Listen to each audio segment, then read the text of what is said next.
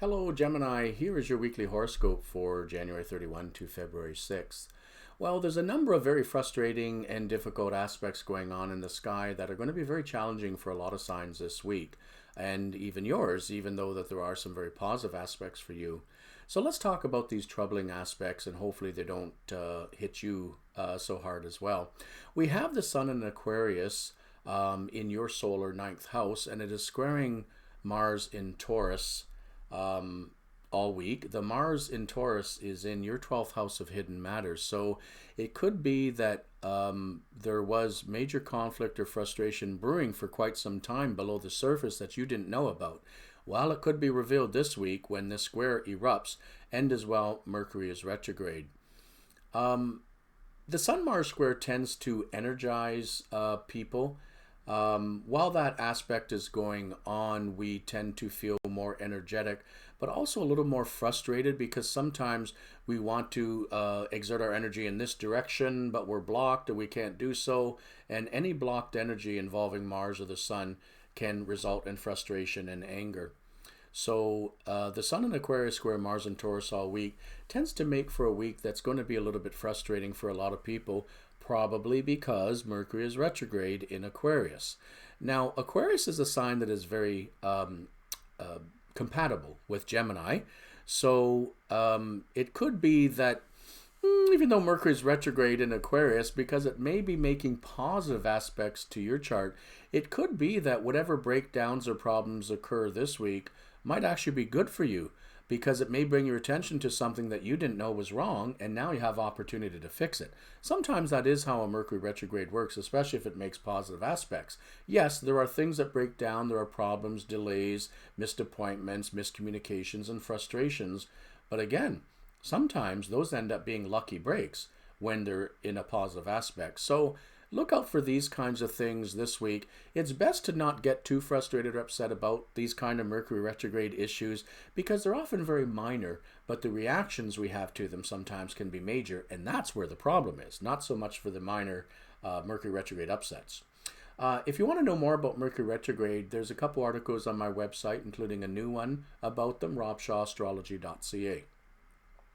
Now, with Venus conjunct Saturn and also square Uranus from Thursday on, for you, again, these planets are in places where you may not be seeing them. They're in hidden parts of the horoscope, and these frustrations and these troubling aspects may be going underneath the surface. Hey, sometimes no news is good news, so don't worry about that. If they don't come up in your life this week, then that's a good thing, because Mercury retrograde and these kinds of negative aspects and squares can be very frustrating. The major aspect in the sky right now is Saturn in Aquarius squaring Uranus in Taurus until April 10th. This just started about last week or so, and unfortunately we have very conservative signs and very not conservative signs in conflict with one another, signs and planets. So when the old meets the new, something has to give, but both signs are rather stubborn and neither wants to give. So there's a lot of frustrating energy around this aspect.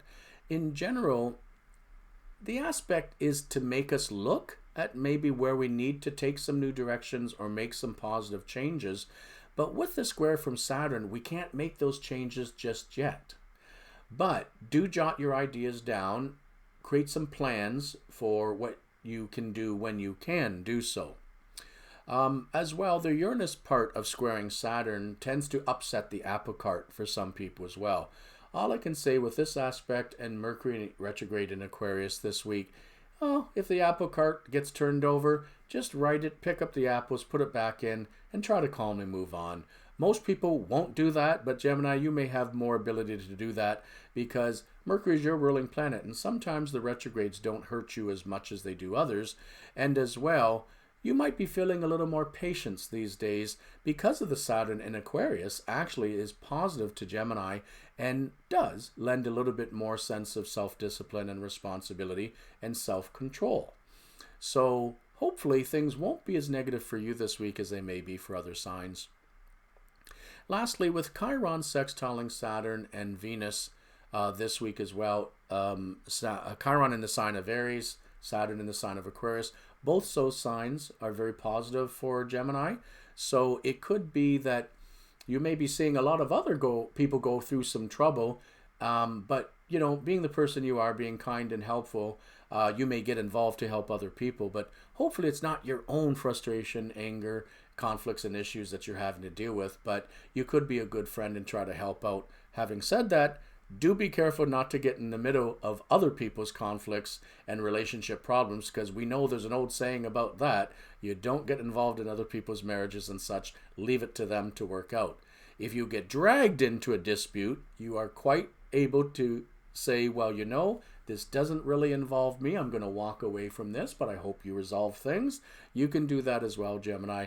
You do like to stick your hands and nose in things sometimes that don't involve you, but I wouldn't do that this week if I were you. And if you can keep to yourself, try to avoid the more frustrating situations that are going on this week, Gemini, you may actually have a very good week ahead, and I hope that you do.